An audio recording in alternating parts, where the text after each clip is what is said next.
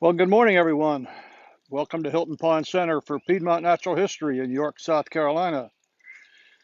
We're not sure whether the New River Birding and Nature Festival is actually Hilton Pond North or whether Hilton Pond is actually the New River South. But anyway, we got a pond here, and we've got mist nets, and we've got all kind of nature to look at. And so I'm happy to begin to again be part of the virtual New River Birding and Nature Festival, which I participated in every year since it started. Fortunately, it wasn't virtual all those other years, or we might have not have quite such a big following. But the virtual thing's working, and I see names popping up that are very familiar, and folks I've seen in the mountains of Fayette County and elsewhere up there in the Mountain State. And welcome aboard. Well, as usually happens on these kinds of field trips, nobody really knows what's going to happen.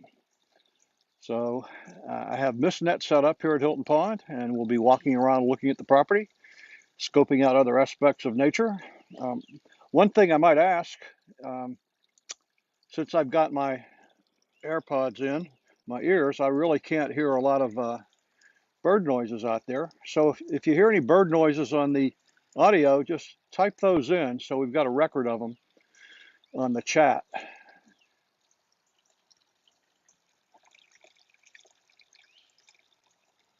So let's just walk around a little bit and see what we can see.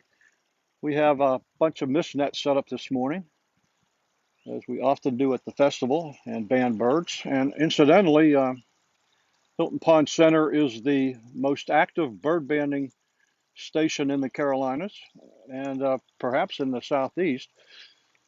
As of this morning, banded 73,632 birds since 1982, and 127 different species. And of those, 6,653 have been ruby-throated hummingbirds, which I specialize in as part of Operation Ruby Throat, the Hummingbird Project. Some of you have seen this shirt before. I have several of them. So here at Hilton Pond, most mornings I get up early and open up mist nets, and we have mist nets down this mist lane right here, mist net lane. Here's another net right here. And I open these up every morning when the weather permits and to see what I can catch. Don't like to run nets on windy days or very cold days or very wet days. Not good to get a bird in a wet net. And on cold days, your fingers turn into bricks and it's hard to get the birds out. So we have to be very careful to check the nets frequently, even in good weather, make sure the birds aren't in there too long. So the first thing we're going to do is a little quick walk around and check out all the nets that I have open this morning. Not too many of them. I've got 30 different net lanes here on the property. Um, I don't use all of them simply because it takes too long to do them all, but I've got about 8 or 10 set this morning. So we'll just walk down. And in the old days, my net lanes were maintained with a push mower. Now I have a riding mower that keeps the net lanes open, along with about 2.5 miles of trails on the property here at Hilton Pond Center. It's 11 acres. Seems like a lot more than that sometimes, but it's enough to maintain and it's enough to get birds. So here's one of the net lanes back underneath the trees.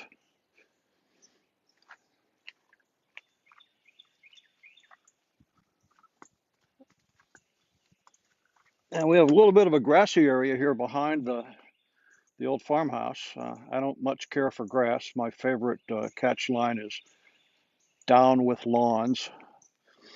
Lawns, as you know, are not very wise use of the environment for a lot of reasons. One of which is they destroy other natural habitats, and people have to maintain them with gas guzzling riding mowers, and then they put chemicals on them to kill the weeds and the insects that eat the grass. But We have to have a little lawn here so we have a view of the pond. And there's Hilton Pond back there in the background. And Hilton Pond is not very large either. It's only about an acre. And some years it's a lot smaller than that. Uh, we haven't had a drought year in several years, but last year we had an enormous amount of rain, 60 plus inches when our norm was about 44. And so the pond has been very high, which is good because as we go into summer and evaporation comes in and heat and natural drainage, the pond sometimes drops very low and maybe gets down to January too. But most days I get a sunset in there. Frozen. Okay.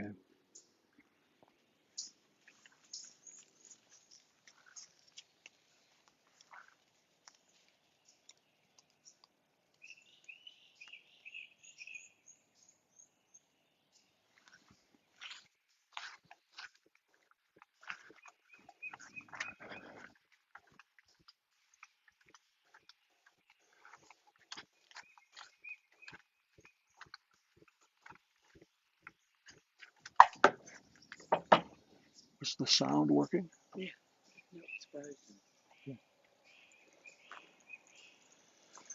frozen. Apparently the video has been frozen, probably because got out of range of Wi-Fi. So let me take a little break here and see if I can put us on cellular instead. Okay, we dropped off of Wi-Fi. Now somebody tell me if we are on cellular working.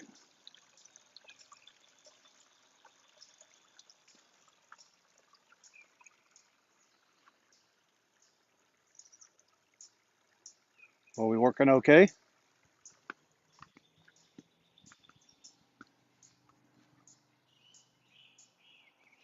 Okay, apparently we are working. So I'm going to go back to where I was. And also apparently you could hear the sound, but just not see the good picture. So if it was frozen on Hilton Pond, that's okay. It's a nice view. So back to sunsets. That's the view usually. And out in front, you'll see some fallen logs. This is an enormous log. It was about a 110-foot tall white oak tree that fell about 6 years ago. Took out another white oak tree right there and uh, harvested as much firewood from this as I could. But the tree was just enormous. And it was a great loss because what it did was create a big hole in the sky. And it also deprived migrant warblers a lot of oak leaf eating caterpillars that were their springtime food as they were passing through Hilton Pond. But it did make a big hole in the sky and made it a little easier to watch birds flying over. But it was still quite a loss to lose this 100-year-old tree. So what I usually do for my sunsets is I hawk up on this log right here and take pictures. So if you've been enjoying those sunsets, it makes my life worthwhile. Uh, in the background, I hear a green frog, a couple of them. Little, little, little, little. So on Hilton Pond, several wood duck boxes. There's one right there in the distance, another one down on the far corner, and two more on this particular part of the pond. And I've produced about 800 baby wood ducks through the years.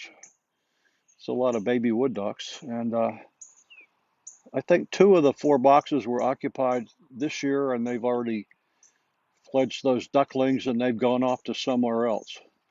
They never spend the summer here. They think the mama ducks take those ducklings off to a place that's more sheltered than Hilton Pond, a place where there are probably a lot of trees growing in the water and overhanging branches that provide more shelter.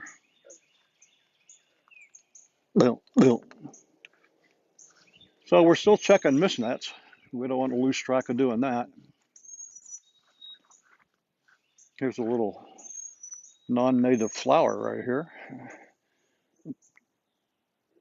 Blue iris or purple iris, if you like.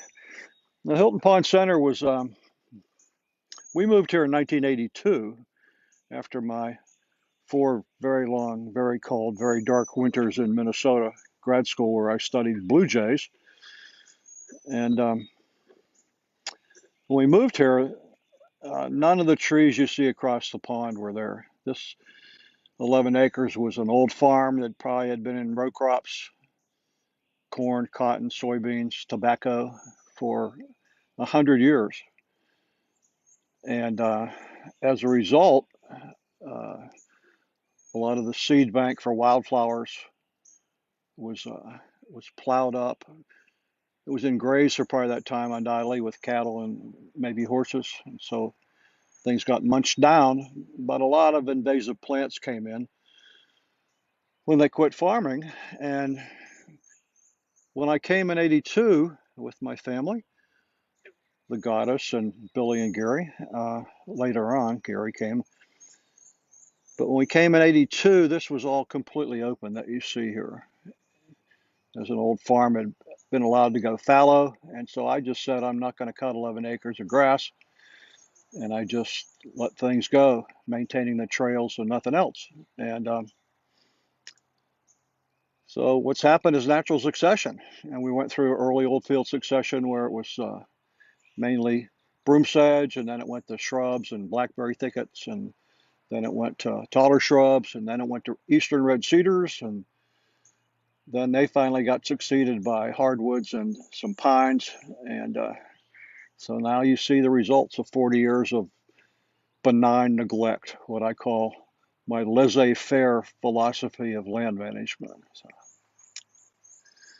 this, by the way, was a pecan tree. When that big white oak fell, it snapped it off, and I've been using it as a snag and a bluebird box perch. Lots of bird boxes on the property, and some of them get occupied some years and some not.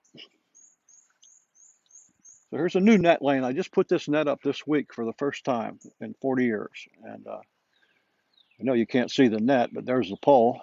And yesterday I caught 2 Louisiana water thrushes in this net, which is pretty exciting. And uh, Susan Hilton's sparkbird, a great crested flycatcher. So the new net's already paying off. So no birds in this net. I do see a little crane fly flying around there. Get a lot of those. I don't know. They like to perch in the net for some reason or other.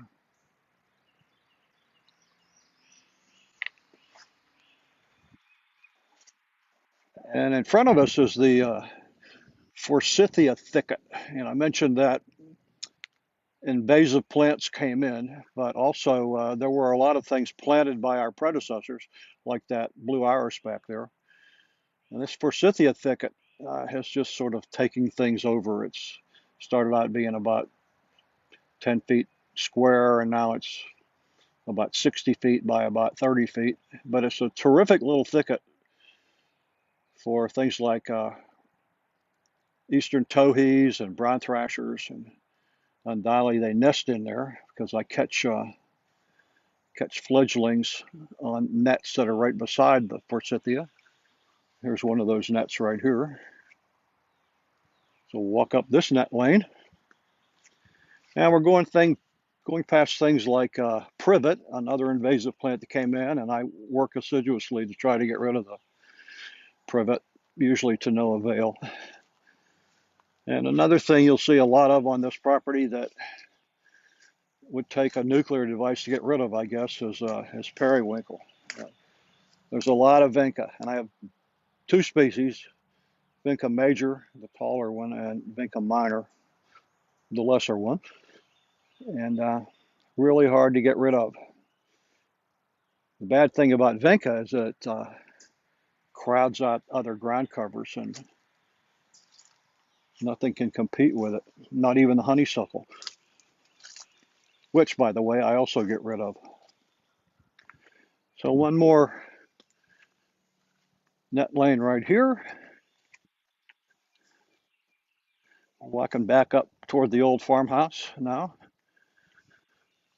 You can see a couple of dogwood trees there that are festooned with English ivy. Yes, I know. I should get rid of it. But one thing about it, it flowers profusely and provides nectar for honeybees. And a lot of times I can hear when the honeybees are getting active by the loud buzz in the flowers in that English ivy. So I'm a native plant enthusiast, but I'm not a hardcore native plant addictive person, um, particularly with regard to hummingbirds. I like native plants for hummingbirds, like trumpet creeper, but sometimes there are other plants that do pretty well for hummingbirds too. And if they're not invasive, then I'm all for them. So here's a new improvement. Because of all the rain this past year, I had to put down a gravel pathway to keep from bringing mud into the house all the time. And as we go past the gravel pathway, you'll see a hummingbird trap right here. And the hummingbird trap works kind of interestingly. This is not a trap you normally think about where a bird goes in and steps on a treadle and causes the trap to shut. This is just an open door right here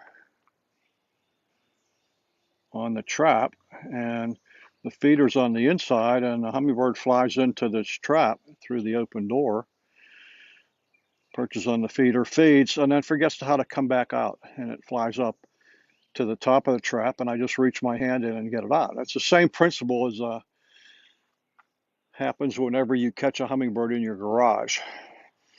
People leave their garage doors open, the hummingbirds fly in, and the bird gets up into the rafters and forgets how to get back down again. So I get dozens of phone calls and emails every year from people frantically asking me to come to their garages and get the hummingbird out. But best thing to do is just get a long-handled mop and hold the mop up close to the bird. When the bird gets tired, it'll sometimes perch on the mop, and you can lower it down and take it out of the garage. The moral of the story is don't leave your garage doors open during hummingbird season.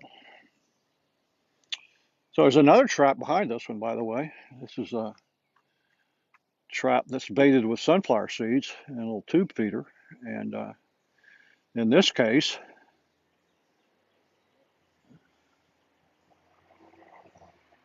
there are little tunnels that go in from the side of the trap right here, and it's got a little excluder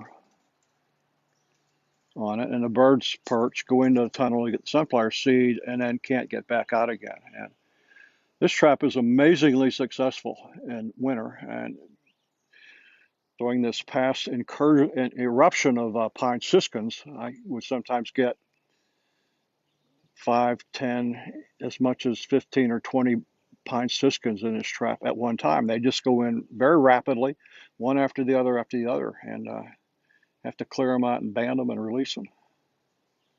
We'll talk more about that pine siskin eruption in a little while. And another set of traps out there on the other side of this little water feature right here. This is a platform, and it's got a 4-celled trap on it that does have treadles on it, and the birds just go into those and step on the treadle, door goes shut behind them, and they get caught. And then one last style of trap is a little ground trap, and you'll see that there's a little tunnel right here, and the bird goes into that tunnel and then can't get back out, goes to either side, and I just open up the top of the trap and get the birds out. So that's what I do. I open up mist nets and I run traps and I catch birds. And like I said, 73,000 plus since 1982. So this is an interesting thing right here. This is a dead eastern red cedar tree, which I planted about 35 years ago when it was dead. It was already dead. It was fallen over down by the pond, and I cut it off at the base and brought it up here, and I dug a hole in the ground and I planted the eastern red cedar. And my neighbors were watching when I did that, planting a dead tree. They thought it was kind of strange, but it's been a great little snag through the years. And right now it's supporting a nice cluster of trumpet creeper, my favorite hummingbird flower. It's also getting a little wobbly, so it's being held up by wire right now so it doesn't fall over into the water feature. Planting dead snags is a good idea. Not cutting them down is even better because, as you know, snags become used by woodpeckers, and after a woodpecker makes a hole and raises its brood, often that hole gets occupied by other cavity nesters like eastern bluebirds and nuthatches and chickadees and what have you. One more net to check.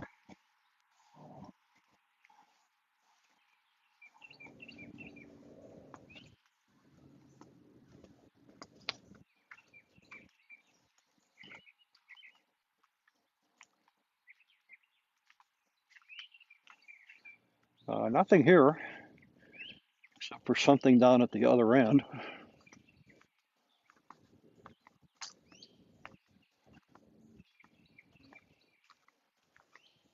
Aha, a red tip leaf has gotten caught in the trap or the net.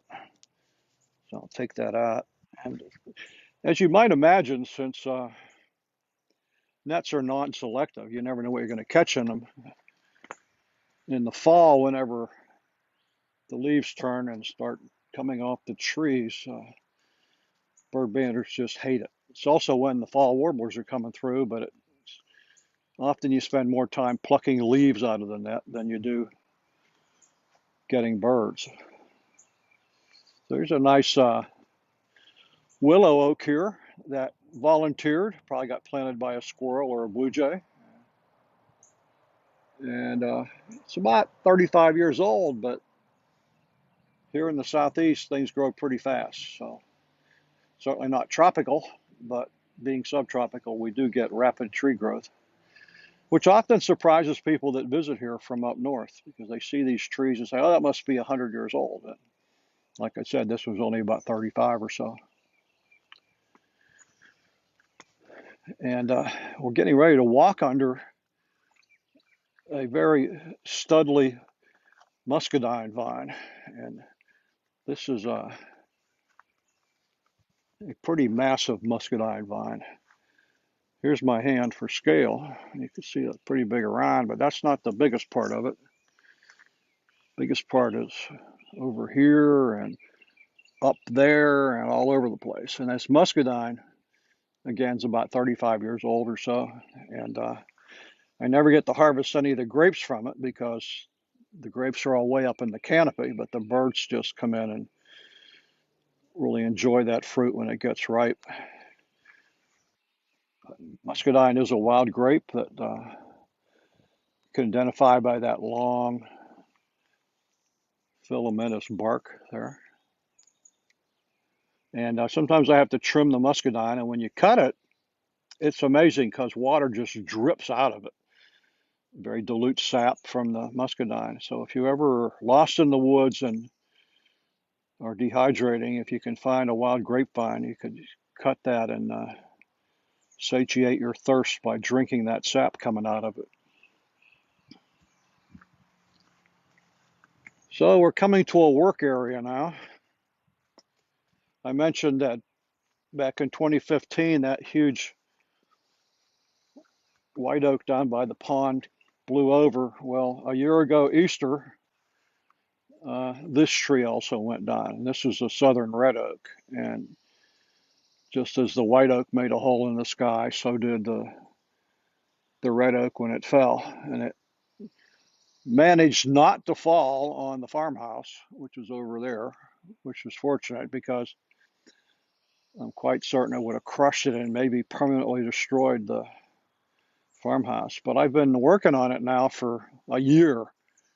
I've got this hydraulic splitter that I use, but some of these 24-inch lengths that I've cut are quite large and quite heavy and hard to work with. So it's been slow going, but we heat the old farmhouse with firewood, so it's been a blessing in that regard. But once again, when that tree went down, it just took out everything else around it. You'll see a lot of snags around here where they still haven't recovered from the big oak going down.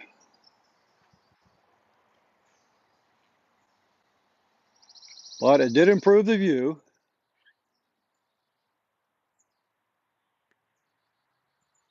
And another thing it did was it really invigorated the trumpet creeper vine that was on the ground. And so everywhere where there was more sunlight, trumpet creeper started coming in. And you can see that it's already starting to take over the log itself. Uh, Trumpet creeper starts to flower with that orange tubular flower about 4 inches long. Starts to flower in mid to late May, and it flowers right up through the middle of October, which just happens to coincide with the primary season for ruby-throated hummingbirds at Hilton Pond. So looks suspiciously like there might be a co-evolved relationship between a tubular orange flower with lots of nectar and ruby-throated hummingbirds. Ain't nature interesting? Another thing that's coming in is another vine here. Notice the trumpet creeper has a compound leaf with lots of leaflets on it. This particular vine has compound leaf with 5 leaflets on it. And a lot of people worry that this is poison ivy, but of course, poison ivy has 3 leaflets. And most of you probably recognize this as Virginia creeper, not trumpet creeper, Virginia creeper, Parthenocissus quinquefolia, a wonderful scientific epithet. And this makes a little blueberry that birds like a lot, which is how it gets disseminated. And it grows like wildfire, but it's a native plant, and in the fall turns a very bright crimson, very attractive in the fall. I like it the rest of the year too, but it can really take over. So here we have this fallen log that's been on the ground now for 1 year and 1 month. And it's already home to trumpet creeper, Virginia creeper, and well, here we got the wild grape. Here's the muscadine, which has a single leaf right here. And it's got these tendrils on the end that it uses to wrap around things and hold and grow upward. So in this case, it's growing horizontally. But well, what an interesting little microhabitat here with these 3 native vines that have come in just a year and are flourishing quite well. So here's a plant that people think is poison ivy for sure. It's a little plant with 3 leaflets. Notice the petiole is very red. And I'm not, obviously it's not poison ivy or I wouldn't be touching it. This is, believe it or not, this is a maple tree. And it's a maple called box elder, which is a very fast growing maple tree and makes a very flimsy wood.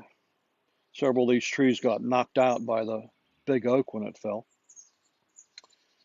Um, so it's not much use for firewood, but it certainly is a nice little plant.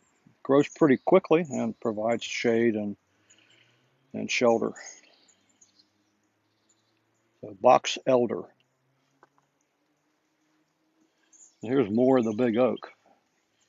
Again, this was a southern red oak with my shadow. And here's some trumpet creeper vine, with my hand for scale again. These are quite stout vines, and they got killed also when the tree fell, which was a disappointment. But well, again, the trumpet creeper's taken over the fallen tree anyway. So this may be a really, really good year for trumpet creeper flowers and maybe for hummingbirds as a result.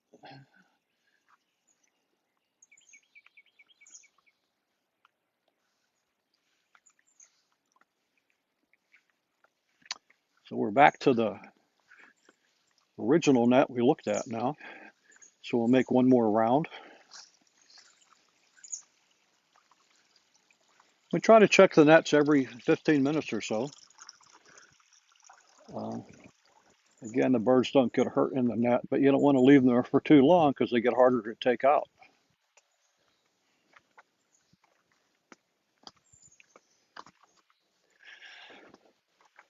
So people ask how many birds do we catch on a typical day at Hilton Pond, and I remember the old days back in the early 1990s, uh, after we'd been here about 10 years and we were early in succession. It would not be uncommon in the spring or fall for me to run my mist nets and to catch 30 or 40 or 50 birds. I think my best day was about 100 individuals, uh, which makes for a very busy day. These days, I'm lucky to get 10 or 12 birds on a good day, and some of that's due to habitat change, and certainly the loss of big oak trees like this is significant. But there also are fewer birds in the world, and that's sad to think about. People at McGee Marsh have warbler fallout in the spring, and they get tens of thousands of birds and tens of thousands of people sometimes. Um, but a fallout here is a good 10 or 12 birds. So, of course, the Piedmont is not in a major flyway, and it's not like the Coastal Flyway or the Mississippi Flyway or the Appalachian Flyway. So we're kind of in between. And so we don't get a lot of those big fallouts like a lot of places get. But we're happy to get what we get. Well, there's a hickory tree there in front of us. Walking a little closer to this other mist net where the crane fly was earlier. And it's still clear. So catching birds is kind of like going fishing, except the difference is when you run mist nets, you're not using any bait. You're just putting these nets up in the middle of the woods and hoping a bird's going to stumble into it. So it's just a matter of serendipity that you catch anything. But it's exciting nonetheless. Some days seems a little frustrating, but that's the name of the game.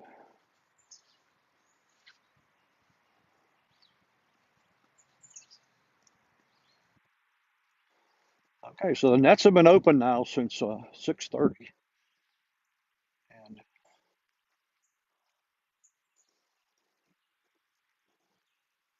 nothing new here. Nothing new, but maybe something old.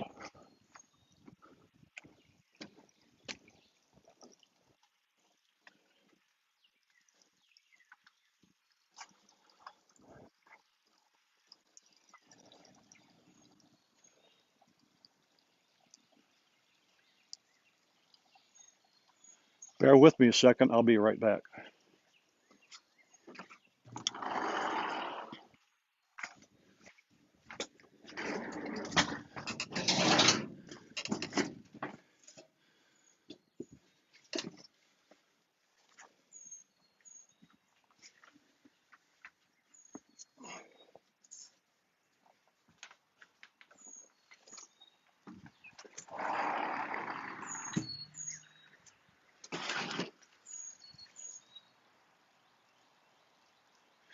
Here I am right back. So thanks for watching the panoramas this morning so far. It's nice to be able to share what Hilton Pond actually looks like, especially on an incredibly clear day. But just before we went live this morning, um, on one of the net checks, I did get a bird, and I'm holding it in this bag right here. It's a lingerie bag. It's my preferred way to temporarily hold birds, and it's been in the bag and in a box in the dark, so it hasn't been moving around very much. Um, it has been pooping in the bag, which is to be expected. But let's see what we got here.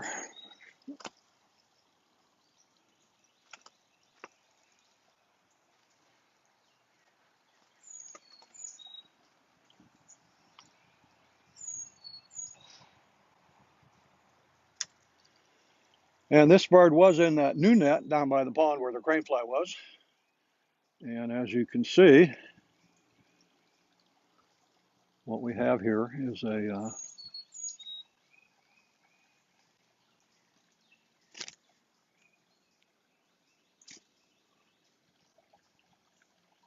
bird with the yellow lores. See it yellow between the base of the bill and the eye. And it's got a streaked back, which, and it's an LBJ, a little brown jobber. So most of the little brown jobbers that are streaked backed are in the sparrow family. It doesn't have a gray rump, so it's not a chipping sparrow. It does have a streaked head, and that yellow lures and a streaked head and the white throat tells you what this bird is. This is, of course, a white-throated sparrow. Now, there are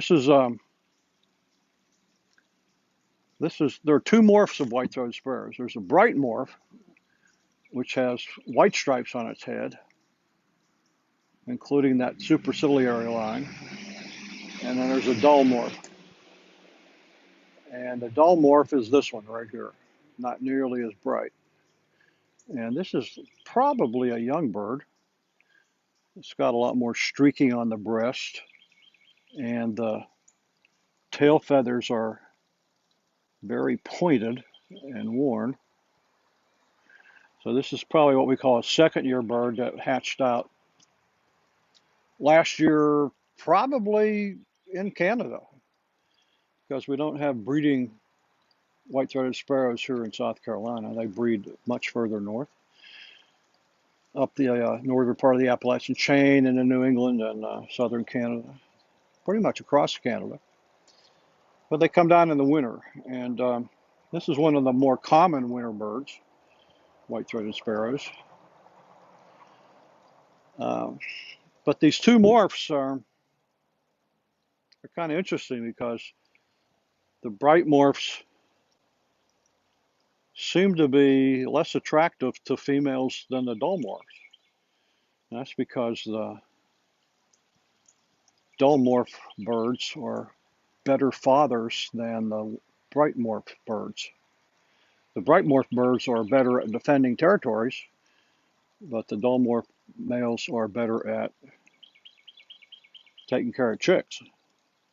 So if you're a female, whether you're bright or dull, you seem to opt off more often for the dull parents, a dull mate. So how do both the morphs survive? Well, again, the bright ones are better at defending territories and driving away predators, so some of their chicks survive. The dull ones are better at feeding their chicks, so they survive. So it's a cool little situation. Unlikely that you would ever have two species of white-throated sparrow based upon that, but it works. So this bird just happened to already have a band on its leg, right there. And I haven't looked at the number yet.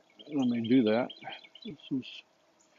Now all bands have a two rows of numbers on them, at least the larger ones do, and there's a prefix number that's 4 digits, and then there's a individual number that's 5 digits, and this is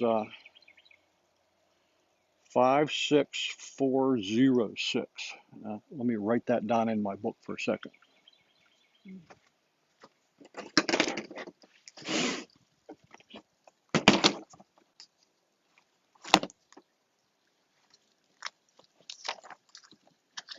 Five six 406.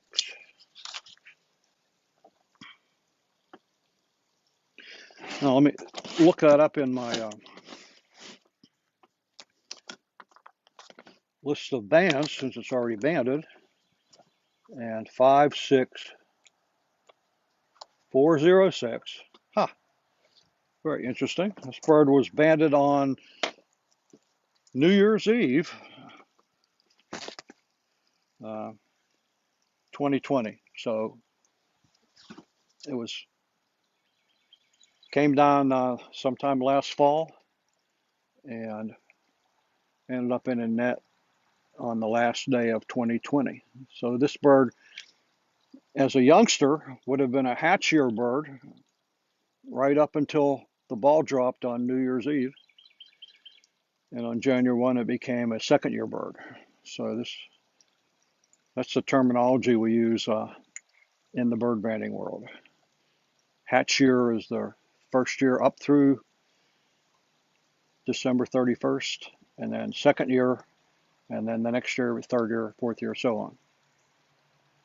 So this bird's already banded, and actually I banded it. I already caught it last week when I did some measurements to see if they changed, and so I'm not even going to do measurements on this bird right now. I'm just going to let it go. And the important thing is to let it go so that it doesn't fly into one of the nets. Cleared that one. Good.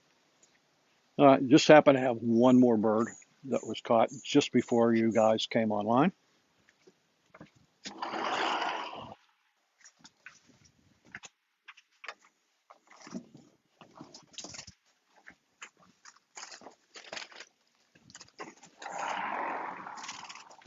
Again, lingerie bag.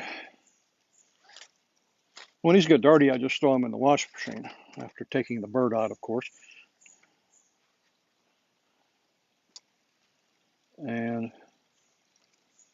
oh, amazingly, it's another white-throated sparrow. Now, what the heck are these birds still doing here? This is a northern breeder. He ought to be getting out of here. I think my latest white-throated sparrow was probably the first or second week in May. But normally they're gone by the middle of April at the latest. So these guys are kind of hanging back. Again, this bird was already banded. Check it out this time. It's 56369.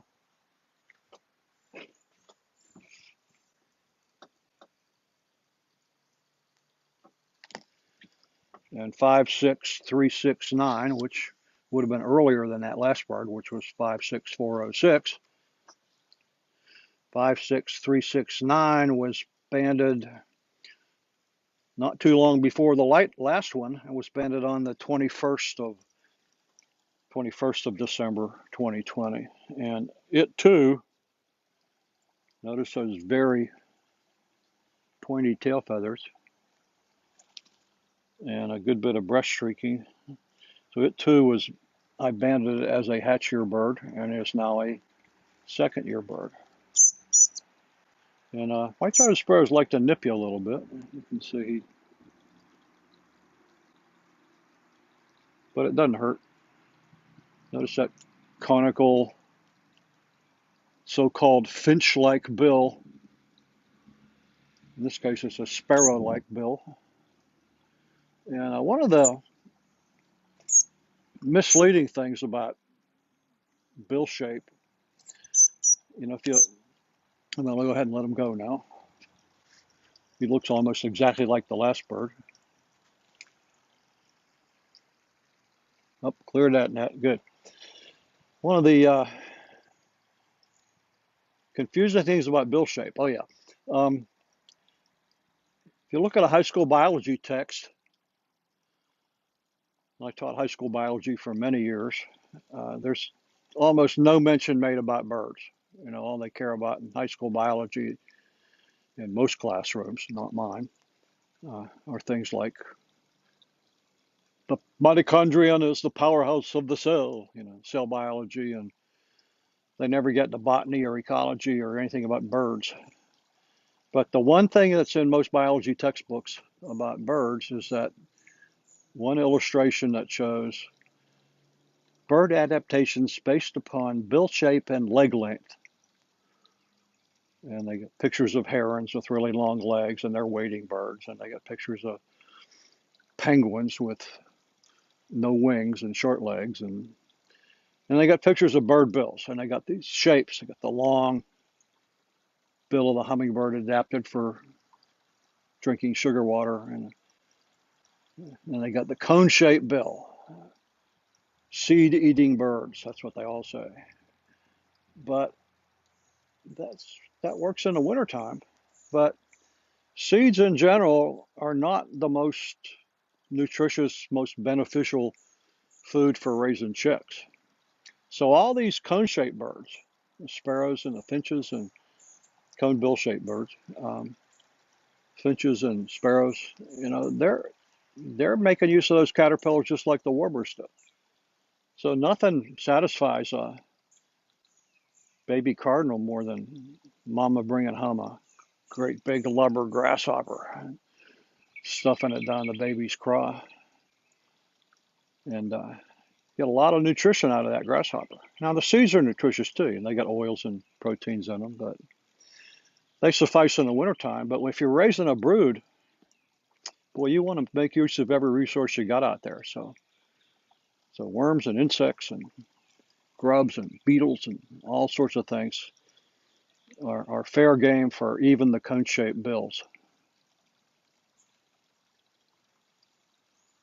Hmm, time to look for something else. Maybe even look at another net again. So I hope it's okay for me to be walking around and walking up and down net lanes and showing you empty nets. That's the way it works. There's a nice tree right in front of us, right off the deck here. I'll make mention of it. It's the last of my big trees right around the house. This one looks like if it ever falls, it's going to go the other way. That's good. But this is, notice the bark on this tree is kind of shaggy, exfoliates in long strips, and got compound leaves. It's kind of bent over to the side there. That's because the red oak was over here and pushing that tree's growth in the other direction. The hickory was growing away from the from the red oak that fell. But this is a shagbark hickory. Makes a lot of nuts every year, and the squirrels can't keep up with them. So the floor underneath gets littered with hickory nuts. And I wish I were more industrious. I would harvest those and crack them with a sledgehammer. They're really hard to crack. They make good nut meat, though. Well, and by the way, that red oak that fell, southern red oak, here's the root ball. And it's hard to get scale, but that root ball from bottom to top is about 9 feet high. So this really was an enormous tree that fell and opened up that big hole in the sky that I keep talking about. And there's just no way I can harvest the biggest part of this tree, so it's going to sit there. I don't have any access to heavy equipment, so it'll take probably 30 or 40 years for it to decompose completely. But it'll be home to fungus and all that trumpet creeper and other things that are growing on it. A little water feature that you see right there. That's my bird bath. Underneath it is actually a hand-dug, stone-lined well that they used to use in the house before they put in a electric well.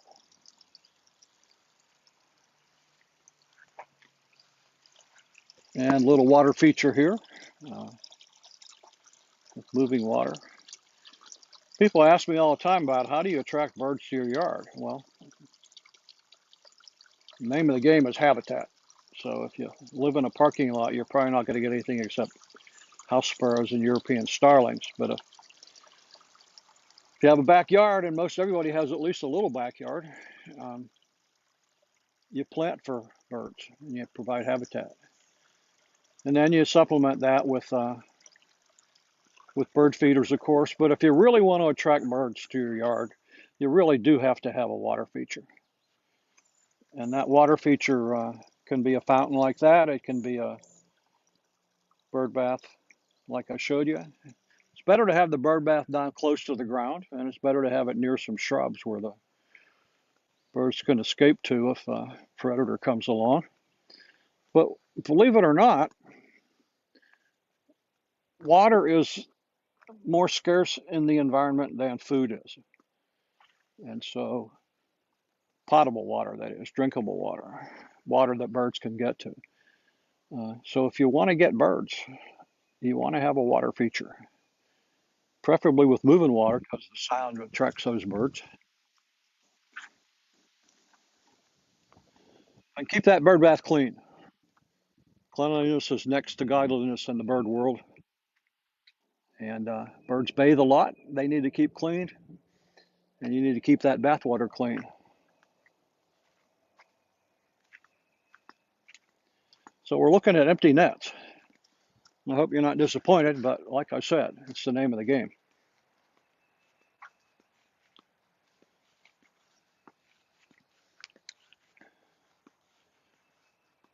So I didn't mention it, but this is the current Hilton Pond weather station right here, and with the anemometer spinning there. A little bit of wind this morning. It was 55 degrees when I got up. If you go to Weather Underground and put in Hilton Pond, you can see the daily report on our weather status. There's an old weather station out there on the pond that quit functioning. The anemometer is still spinning on it, but this is the new one. It's got a trusty rain gauge that's pretty accurate. So that's how I know we had 60 plus inches of rain last year.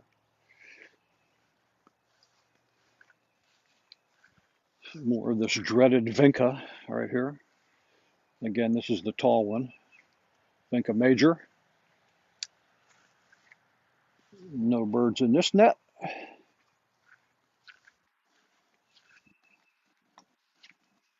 Not sure if you're hearing any birds on my audio, but again, if you are, type in the identification of that bird song so we have a record of it in the chat. By the way, I'm not reading your chat messages, but I will go back and look at them later. I do see a couple of people saying they like what they're seeing, so that makes me feel good.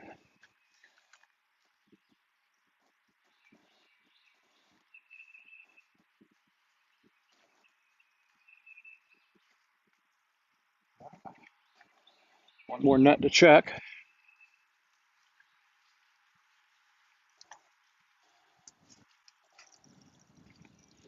Oh, there's another style of trap right here, by the way, on the ground. It's a octagonal trap, and it's got 8 openings and little trap doors, and the bird goes in to get the seed and steps on the treadle and goes shot. That's good for catching things like juncos and white-throated sparrows, but amazingly, during this eruption winter this past year when the pine siskins came down, I caught a lot of pine siskins in the ground.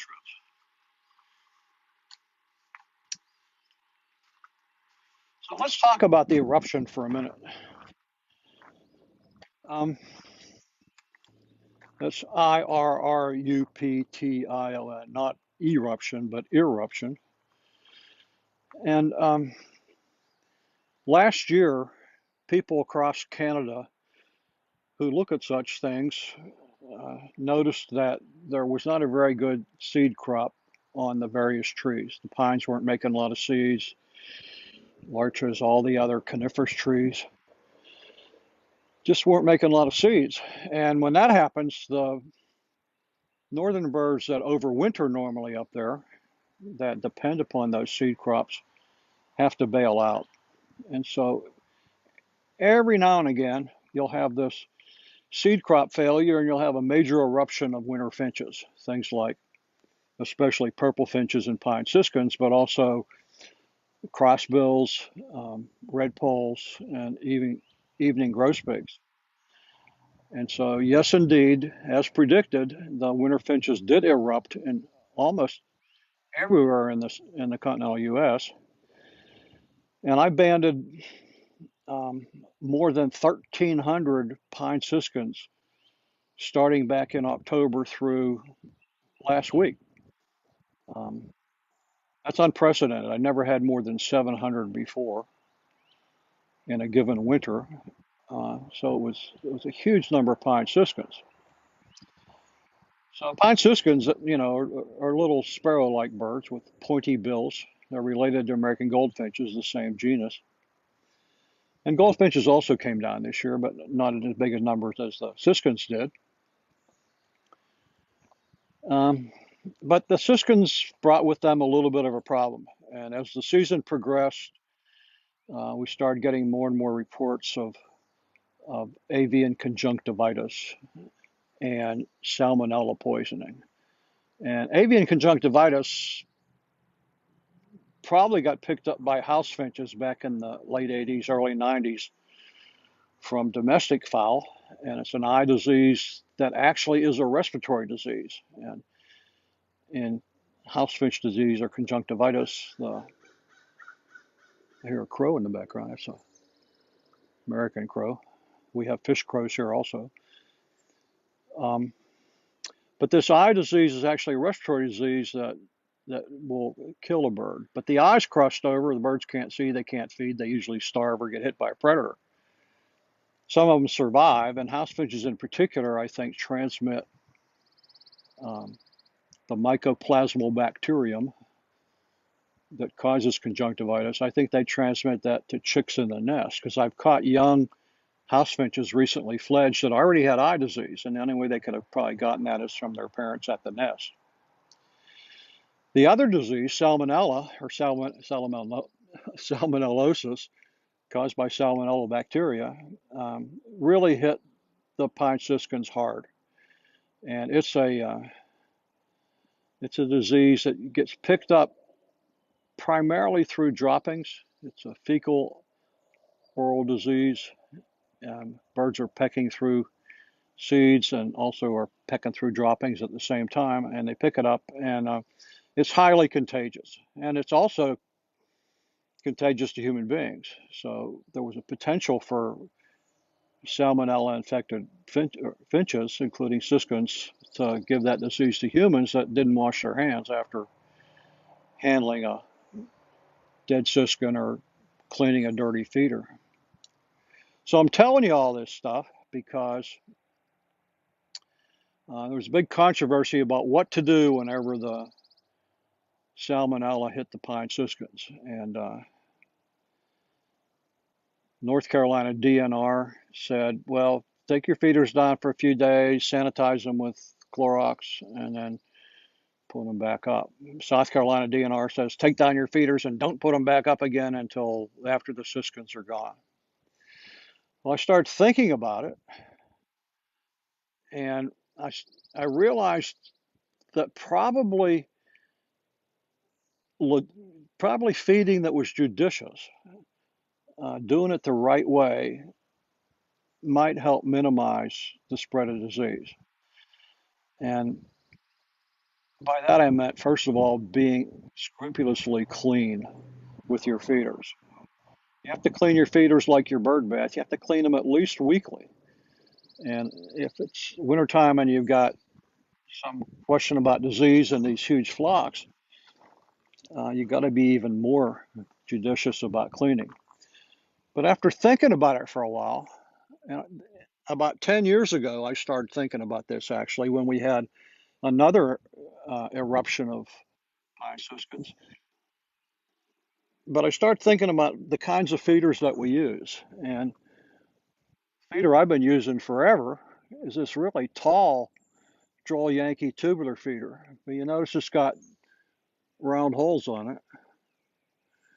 And what I surmised was that when a bird's on the perch here and sticking its head in here, if it's got infected eyes, then the mucous membranes are probably going to touch the side of the hole, transmitting the slime from the eye with the mycoplasm in it to the next bird that comes along and feeds. And so these round-holed feeders might actually greatly enhance the transmission of the conjunctivitis eye disease from one bird to the next. So I said maybe I shouldn't be using this kind of feeder whenever there's an outbreak. And so what was the solution to that? Well, I did take down the feeders for a few days because I placed an order for a different style of feeder. And the different style of feeder is out here hanging up out back at one of the other feeding stations. And this style feeder doesn't have round holes on it. It's got wire mesh, and in the wire mesh you place these black sunflower seeds, and the birds pick them out one at a time. And they're not putting their eyes up against it. The only thing that's touching the wire is the tip of their bill. And so my thinking was that this would be a better way to feed birds, particularly when there's a potential for disease. And sure enough, I took down those feeders, replaced them with these mesh feeders. For a few days after that, I had some sick birds that probably were left over from weeks before. But after that, I didn't see any more birds with conjunctivitis, either purple finches, house finches, or pine siskins. Now that's circumstantial evidence, but it might work. And so the moral of the story is that these big round-holed feeders that have holes the size of a bird's head might not be the best way to feed birds. It might be better to have a feeder that only dispenses one seed at a time, like these mesh feeders. That's a pretty tough decision to make because virtually every feeder manufacturer makes tube feeders with big round holes in them. So I just offered that by information. Another solution might be this kind of feeder. These are tube feeders also, but they've got these little tiny holes in them, little slit-like holes. And this happens to have thistle seed and peanut hearts right here. And the siskins and the goldfinches really, really enjoy this particular feeder and that particular food. Um,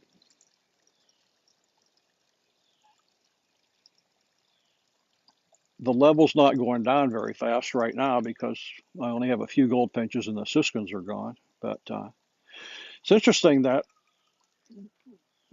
these three tubes, peanut hearts are in the center, but they're two different tubes with thistle in them.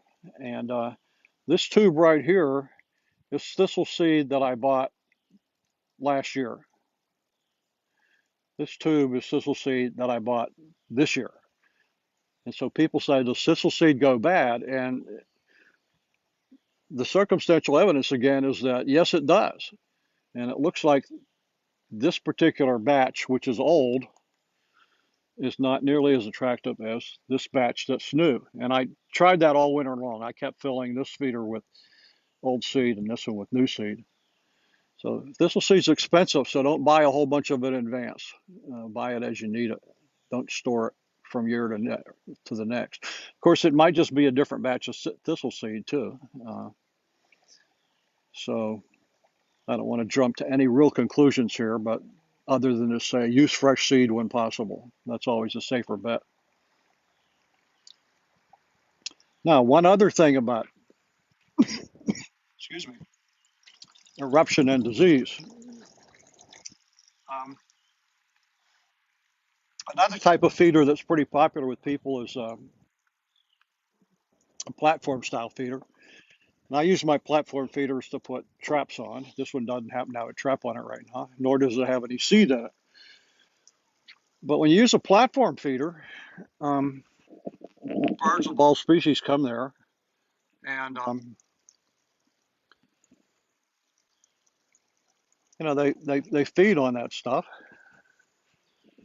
Have I lost my audio? Can people still hear me?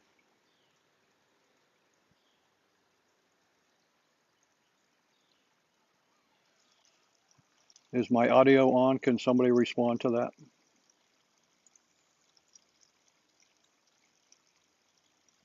Hmm. Okay. Thanks, Dallas. All right. With platform feeders, when you put seed out, any number of birds might be coming to it. And when they peck around in the food, they also defecate. And so we now have uh, this fecal to oral transmission of disease. So what do you do about that? Well, if you've got salmonella situation, you probably ought to quit using platform feeders. And that means tray feeders too, including the kinds that have wire mesh bottoms. And that means hopper feeders, because hopper feeders have trays on the bottom, and the birds sit in those trays and they defecate and they peck through it and eat it. And that's how salmonella gets transmitted. So one of the nice things about these mesh feeders is they do have a little tray on it, but the tray is so narrow that it's hard for a bird to sit in there and defecate. So that's better than my other tube feeders, which had great big trays on the bottom of them. So a better tube feeder would be one that doesn't have a tray underneath it. And there's one inside this trap. So what this all comes down to is this. You need to think about the kind of feeders you're using, particularly during eruptive years when there's disease around. I would say platform feeders are out if you don't want to have salmonella, and I'd say that tube feeders with round holes are out if you don't want to transmit eye disease. Keeping the feeders clean is ultimately important, and I've written this whole thing up for your reference at my hiltonpond.org website. The latest This Week at Hilton Pond deals with this whole issue.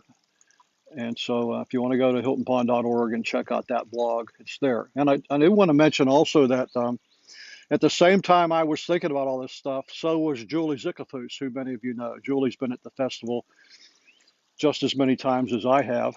And Julie's a naturalist and author, and one of her blogs dealt with the same issue, and she came to the same conclusion as I did about the round holes on the tube feeders. So you might want to read her blog too. So let's not think anymore about disease and death of birds, but we did lose a lot of birds this year. They're all gone north now. Haven't seen a purple finch in 3 weeks. Haven't seen a pine siskin in 2 weeks. And so I hope they're all being happy in the boreal forest by now. And by the way, I had quite a few siskins. By quite a few, I mean a half dozen that have showed up elsewhere after banding. Um, One in west of Atlanta, but the others much closer to home, North Carolina or South Carolina. So banding that 1,300 siskins did pay off as far as other people finding those birds was concerned. I'm going to have to clear my throat. Pardon me for a second. Perhaps my lovely wife Susan could bring me a glass of water at this point. I've been talking pretty much incessantly here.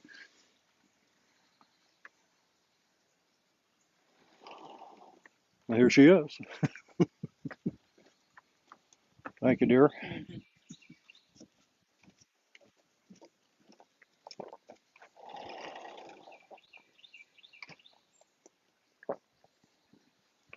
I guess you can hear me gulp.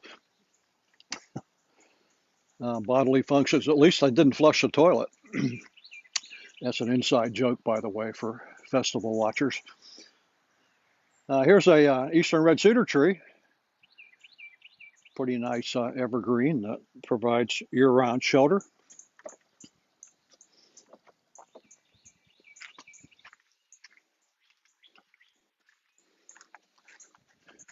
And here's another eastern red cedar. It's pretty massive. These trees are probably 100 years old. And this one has a different kind of hummingbird trap on it. I showed you the passive Dawkins traps before. This trap has a feeder hanging in it, and you can see that it's got a little trap door over here. And there's a string attached to this, and the string goes up and goes from that branch right there, and that string goes over through the wall of the house right beside that ladder and goes over to my banding table on the far end of the back of the house here. And so when a hummingbird flies into the trap and I can see it from my computer desk, I simply reach up and I grab the string over my desk and I pull it. And when I pull it, the door goes shut and I catch the hummingbird. So it's fairly time intensive. I have to be watching the trap to make it work, but a good way to catch hummingbirds. But don't try this at home because you got to have a federal permit to catch any kind of wild bird. So don't be bad and keep that garage door shut. Speaking of eastern red cedar trees, here's one on the ground. And this tree was just as big as that one over there that I just showed you. But it went down, believe it or not, during Hurricane Hugo in 1989. So that's 30 plus years ago. This eastern red cedar has been lying on the ground and essentially is unchanged. Here's the tip up mound here and some of the roots that are left. But if you wonder why people like to make fence posts out of eastern red cedar, this is why. Very resistant to rot, very resistant to insects, aromatic. The oils help repel things like moths. That's why people use cedar chests.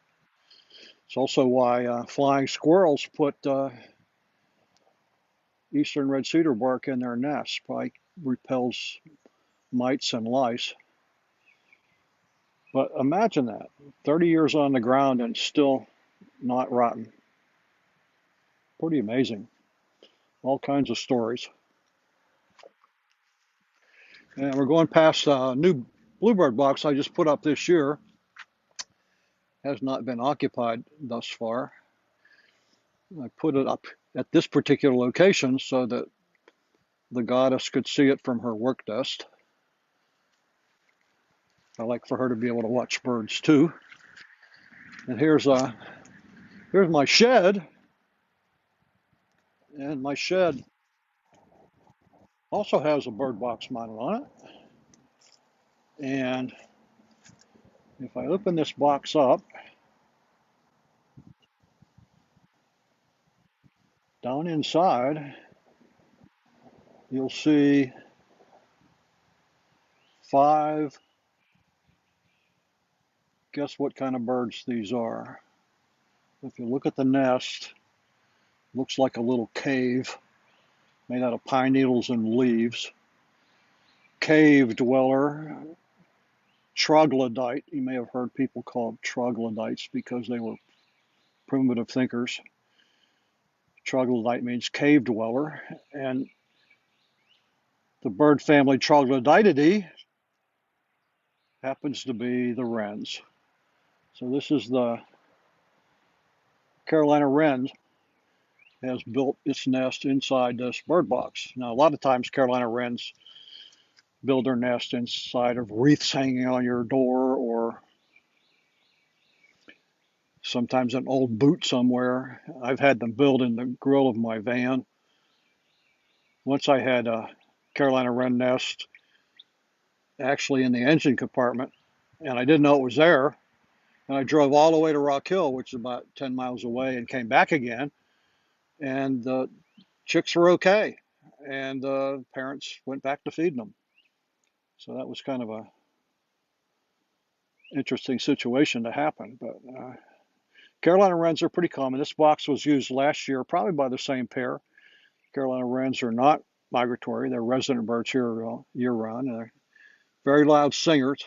You may have heard some already in the background.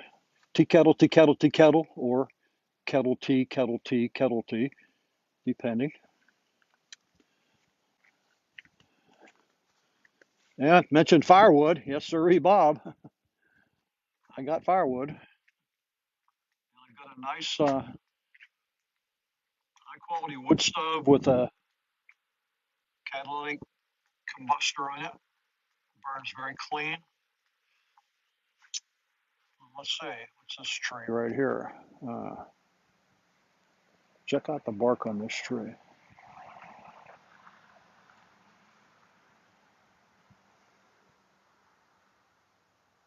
Hmm.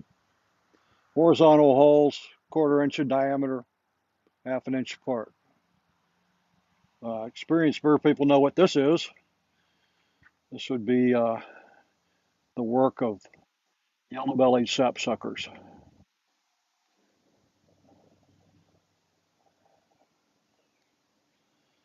Yellow-bellied sapsuckers really are misnamed.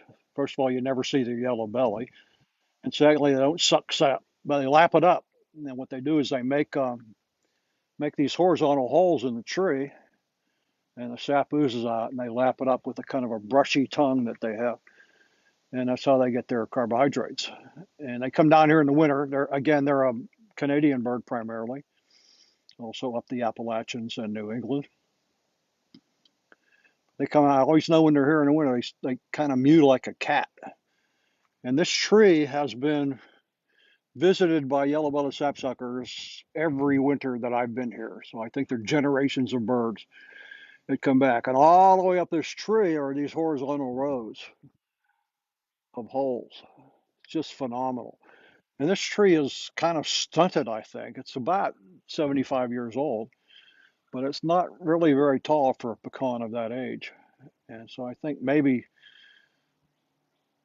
these birds have limited the growth of this tree a little bit.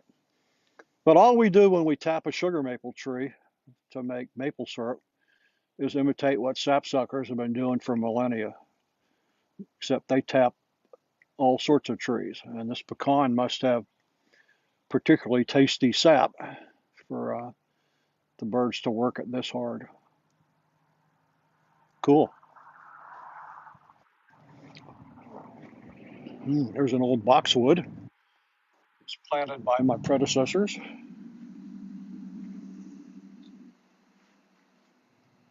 Boxwoods grow very slow, non-native species in this case. And here's our inclusive flag, of which we are proud. We support everybody. And two really old camellia trees, or shrubs really. And by the way, my Newberry College pennant.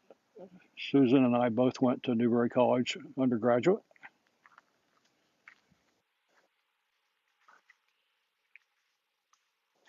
Two very large camellias.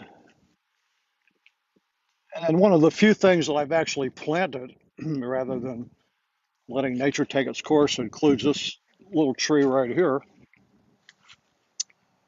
And it's a compound leaf. You may recognize the leaf shape as one of the Buckeyes. And this happens to be red buckeye right here. And red buckeye is a more southerly plant, although it'll grow in West Virginia and maybe even further north. Um, it's an amazing hummingbird flower.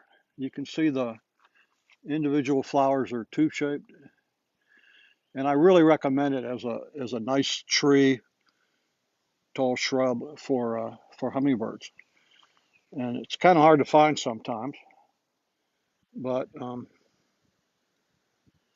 if you get the right nursery, you can get red buckeye and plant it. And it's not yellow buckeye. Yellow buckeye grows wild throughout West Virginia. We always see that at the festival, and it's not Ohio buckeye, but it's a little red buckeye. I've seen fields of this in the low country of South Carolina where it was just almost solid red buckeye and just hummingbird heaven. Red buckeye.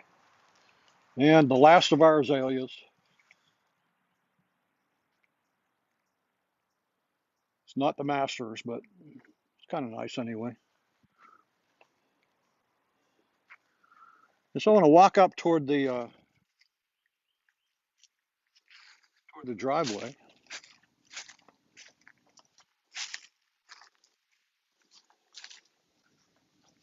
So here, by the way, is oxalis, sometimes incorrectly called shamrock. And this is ornamental that came in, but growing right beside it, lots and lots of blue violets, and they've already bloomed, of course. But these violets, very nice little ground cover that seems to have outcompeted the vinca. And you can see under the pecan tree, they're just very lush growth. That's all violet. There's my trusty van in the background, great for hauling net poles from going to the festival and other places. Go up the driveway and try to ignore the traffic noise. This quiet country road in front of our house has become a cut through for travelers between I-77 and I-85. So we get a lot more noise than we used to.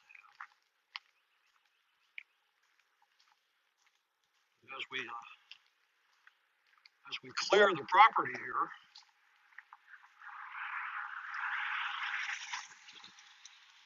you'll see that directly across the street is a big hayfield. And up the street, another house. There's another house through the woods this way. Church across the way. Another house up that way. So this field on this side of the house um, is complemented by another field just like it on the other side of the property. And so Hilton Pond Center is sort of like an island here, not far from downtown York, South Carolina. But we're pretty much surrounded by development, and it's going to get worse, I'm quite certain. So who knows what the future holds. But I really brought you up here to show you this. Here's another bluebird box.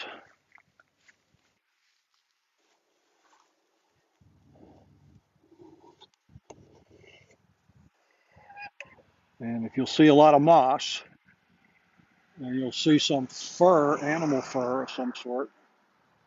And down inside of that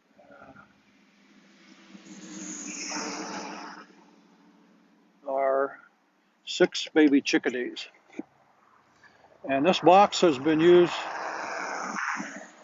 despite the traffic, every year for as long as I can remember. And it's always the same. Along about um, middle of April, the chickadees bring in all that moss, start packing the box, and then bring in animal fur, and then lay their eggs. The chickadees fledge, they take out the nests, and then within a week, bluebirds will take the box and fledge their chicks. So it's really interesting to watch that happen. The chickadees always get there first. It takes them about a day to build that big nest because they're very industrious. And it takes about 2 weeks for incubation, about 2 more weeks to hatch. And then the whole thing starts over with the bluebirds. Pretty amazing. Habitat? Yeah. Unnatural? Yeah. But bluebird boxes work.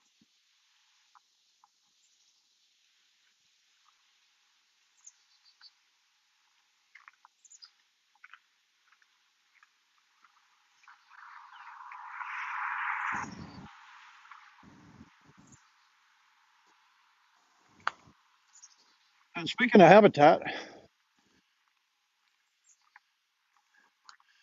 my mother always thought this was sort of unsightly, but right here at the entrance to Hilton Pond, I got this huge brush pile. And I'm a champion of brush piles. I really like brush piles a lot. And I probably got 20 of them scattered around the property. And we don't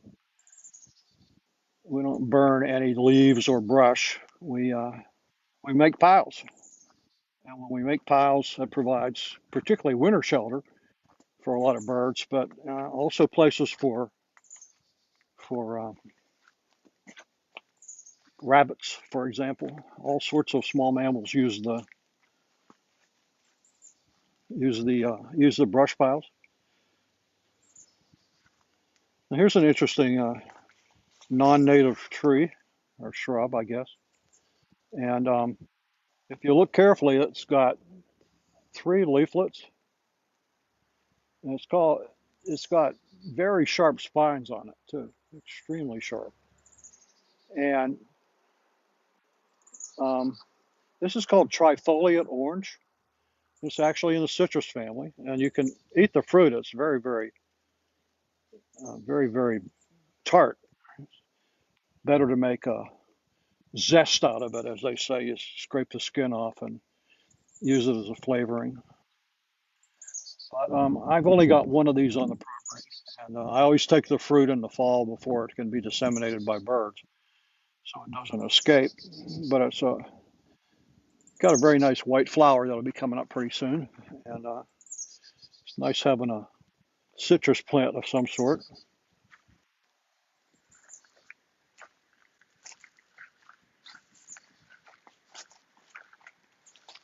So we'll walk back down, and it's time for another net check.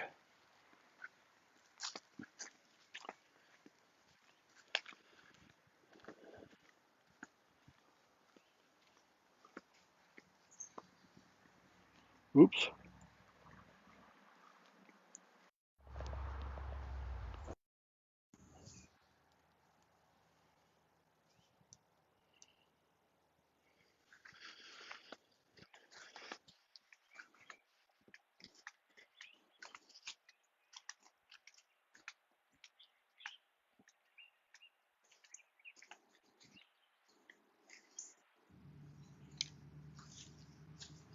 Nothing in that net lane.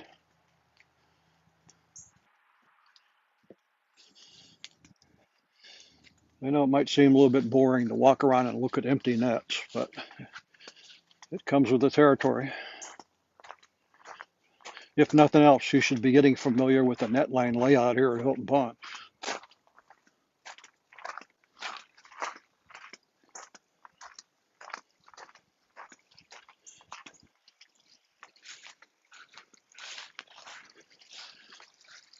Well, on the way, let's look at another, in this case, native wildflower.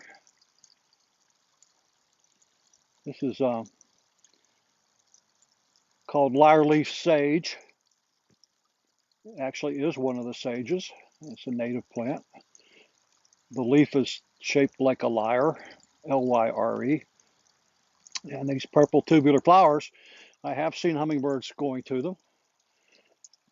I'm not sure they have as much nectar as some of the ornamental sages that people plant for hummingbirds, but it's still a native food source.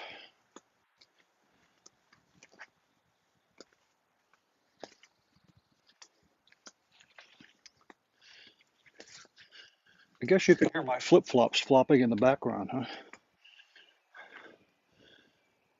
If you know me, if there's not snow on the ground, I'm going to be wearing flip-flops.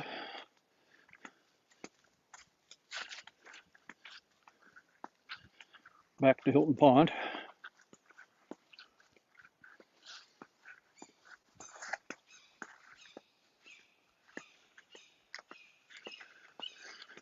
And by the way, this particular nest box right here um, had a bluebird nest in it this year. And I came down one morning and there was a black rat snake halfway into the box. And I don't know if they'd actually laid eggs yet, but if so, then that clutch of eggs or those chicks, I don't think it had chicks in it for sure, was lost to the black snake. I'll be writing about that on the next installment of This Week at Hilton Pond.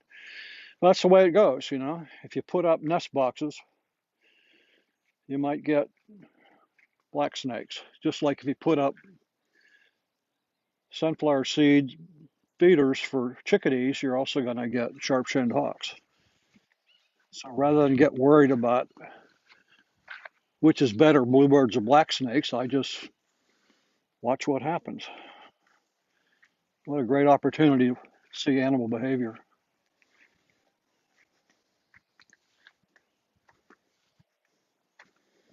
There is no good or bad in nature. There is no ugly in nature. Beauty in nature depends upon function, not form. And if something functions well, then it's beautiful in nature, and everything functions. So all of nature is beautiful. It might seem cruel sometimes, but who are we to make value judgments? Very dangerous thing to do. Well, what do you know? We caught no birds this morning. Zero. Kind of a disappointment if you just wanted to see bird banding.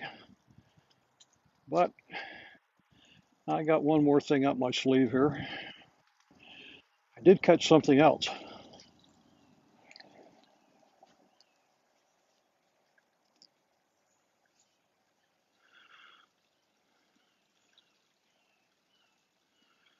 So it's me again. I see we're being sun blinded.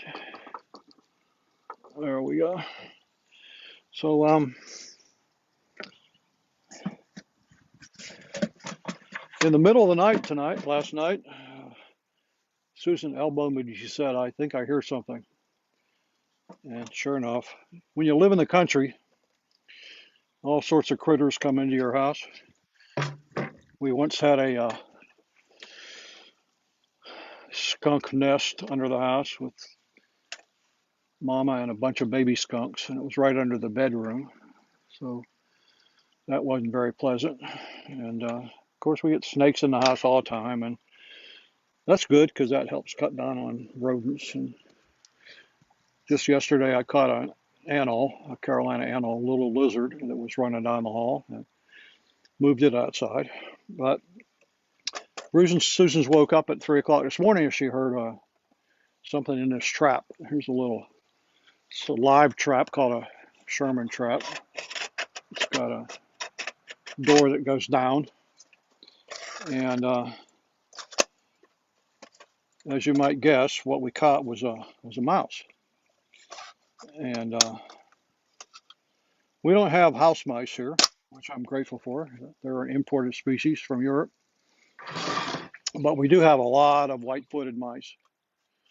And so I'm going to take this mouse out of this and put it in a bucket, and I'm going to try to get the mouse out of the bucket.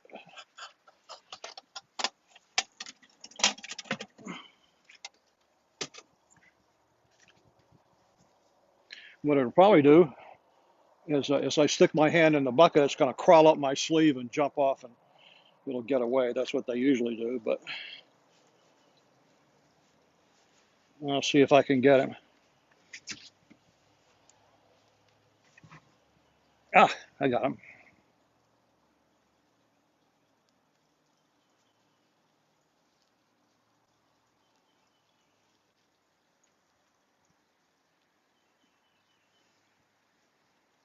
There he is,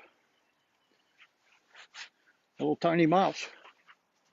And this actually is a tiny mouse. This is not an adult. This is a fairly young one. And this is, if you look at the feet on this, feet are kind of white. It's actually a white-footed mouse. White-footed mouse is Paramiscus leucopus. And up north, even in South Carolina, up in the mountain area, you get um, deer mouse, which people are more familiar with.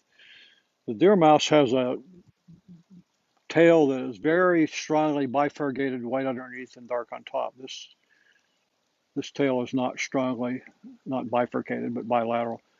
It's not a strong line going down here. So this is a white-footed mouse, Paramiscus leucopus, not Paramiscus maniculatus, which is the deer mouse. And you see he's got, let's see if you can put this up against yeah, you can see the whiskers there, very long whiskers. Um, there we go. Very white underneath, very dark on the back, which is the sign of a younger one. And, I don't know whether this particular mouse was created in our house or not, but, it's just part of the deal. Why not worry about it? We'll have the black snakes come in and take care of the population every now and again. Like I said, living in the country. Big ears, white-footed mouse. I will be taking him out to the compost pile and letting him go later today. Might find his way back in. I don't know. We catch a few. No big deal. It's just a mouse. So that pretty much does it for me today. You've seen a lot of the area right around Hilton Pond. We didn't get back into the back 40. Like I said, 2.5 miles of nature trails. So maybe next time we do this, we'll go way back in the woods and see what else there is to see, like the spillway. And there's actually another lower pond that's partly on the property, which has entirely different vegetation than Hilton Pond has. But what a great morning.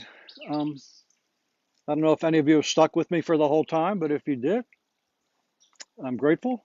Uh, I'm happy that the New River Birding and Nature Festival has continued on as a virtual thing, and I'm darn sure come heck or high water, we're going to have a real festival next year, and we'll get back to West Virginia and Fayette County and do those real hugs again instead of virtual hugs.